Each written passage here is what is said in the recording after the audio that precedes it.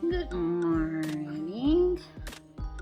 My best friend, my sister, Lucretia had an idea for me to do a YouTube video about the unrealistic expectations that women may have based upon pregnancy and being a mother because of what we see in the media, on television, online, the pictures like, oh, you're gonna have such a happy baby and you're just gonna be glowing, as a mom after you give birth. But they really didn't mention like the postpartum factor or staying up all night or dealing with a colicky baby, and you're trying everything in your power to make them happy and content, and there's nothing that you can really do because they're in that stage.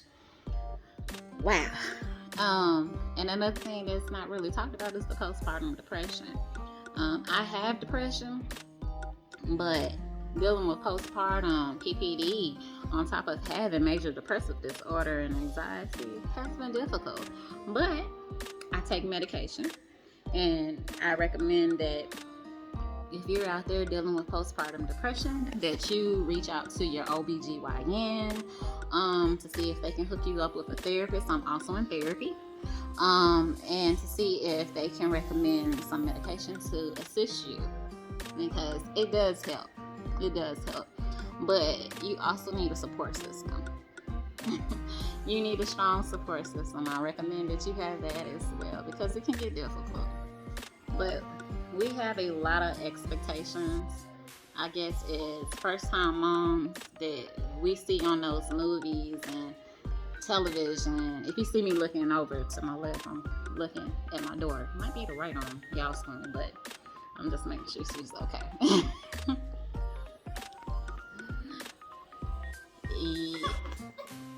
Yeah. We need a pacifier. I knew it was coming. Okay. So I kept looking. See? They don't tell you things like that. But, being a parent is so rewarding. But a lot of stuff isn't talked about. We see all the happy pictures online about, oh, goodness, this and that. But in reality, there are a lot of sleepless nights, or a lot of times where you don't have time for yourself like you used to, and you have to get used to not being yourself. That old self is gone. The new self is replaced. You're a mother now. So sometimes you don't get a chance to, even wash your tail like you want to. You have to jump in the shower real quick and jump out fast. You're always listening to see if your baby is crying. And me as a first-time mom, I'm constantly checking on her to ensure that she's breathing. It's scary. And it's even worse for me. Let me just go ahead and share that. My journey is not typical. My baby was in NICU for my baby, not 6. My baby was in NICU for 3 months. So there's a lot of things that I'm probably protective about. I know a lot of moms, they do watch to see if their children are breathing while they're sleeping or just anytime, that their eyes aren't open and they're flailing their arms and legs and things, or crying. But with her being a NICU baby, it's kind of scary because I'm constantly trying to make sure that she's okay. Yes, 3 months is a long time, but thank God that the doctors and nurses took so good care of her. It's amazing. My daughter used to fit in my bra. If you heard of skin to skin before, she used to actually fit in my bra. Yeah, that's how small she was when she was born. But thank God she didn't have any major complications. She was on oxygen for a very long time, but she did so well.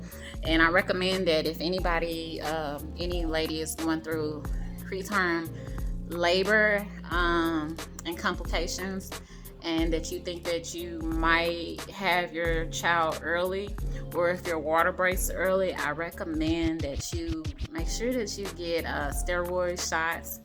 I can't think of the name of them right now, but once I look it up, because my mind is just foggy right now, but once I look it up, I'll put it in the description. But make sure you get those steroid shots. I actually got them on 2 occasions.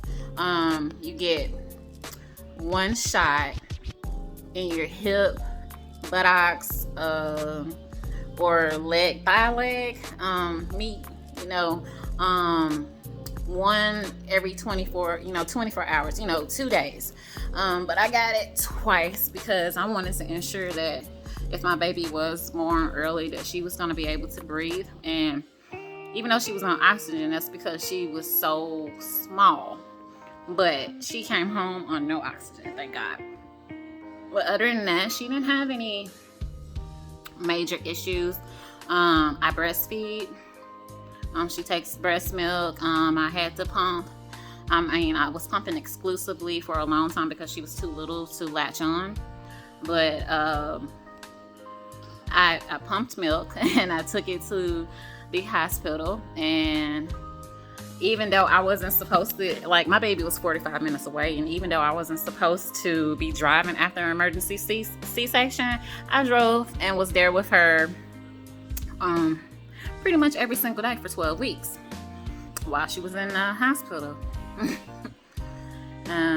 45 minutes a long drive, and sometimes I was in traffic for an hour and a half because it takes a minute to get to Nashville from where I live. Nashville traffic sucks. That smart corridor that they created sucks. It sucks. It's horrible. It made traffic even worse. Nashville always had horrible traffic on I-24, but that made my commute very difficult. Very difficult. But yeah, I've decided that I will be speaking on my NICU journey because I feel like people may need to hear it. It does get better. Only thing I can say is just have strong faith in God. And yes, I did have moments where I felt completely helpless. But thank God for God. And thank God for my sister Lucretia and her mother, Mama Gwen, and Lucretia's husband Clarence, and their daughter Brookie. They were my rock. My mom, she did come to see my daughter after her birth. Well, being born, she lives 3 hours away, so she wasn't there exactly when they took her out during the emergency C-section, but she was there to see her, and she stayed at the hospital with me. And she's constantly checking on us and reminding me to take my medication and make sure that I go to my therapy appointments because it's very important for my mental health. So I can be here to support my daughter fully. I love her with my whole life. I have been waiting for a child for 20 years, and God blessed me with her this year. But what you see on TV, the movies, pictures online, the glamorous life of being a mom. You don't see the sleepless nights. You don't see the colicky baby. You don't see trying to understand what they want because they're crying and you have no idea. Okay, you're not hungry. You just ate. You're not wet. You're not dirty. I just changed your diaper. Okay, you don't want the pacifier anymore. You don't want to play. You don't want me to hold you. You don't want to lay in the bed. You don't want to sit in your swing. What do you want? So they don't really show that in the movies, But being a parent, being a mother, it's very rewarding. But there's a lot of things that you do not see. And you're not prepared for. But I wouldn't change this process, this lifestyle, this new adjustment for anything. All right. Was that good enough, Lucretia? I'm probably forgetting some things, but I can always make another video. But this is Latrice Renee. Deuces.